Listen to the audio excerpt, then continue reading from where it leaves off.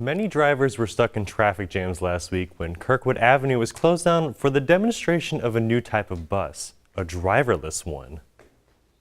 A bus that can drive itself. It may sound like science fiction, but last Friday, several Bloomington residents learned it is indeed a reality.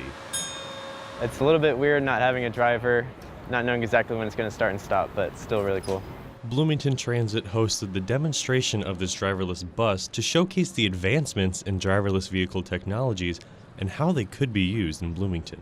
Our interest is in it from a people mover standpoint and what potentially could be used and adapted right here in Bloomington. Several cities in the U.S. have already integrated driverless vehicles into their public transportation networks, and Bloomington could be next. It's fairly safe to say that as we move forward in the future, autonomous vehicles are going to be a bigger and bigger share of the transportation market. Driverless vehicles like this bus aren't hitting the streets just yet, but with demonstrations like this happening all over the country, they may be coming sooner than you think.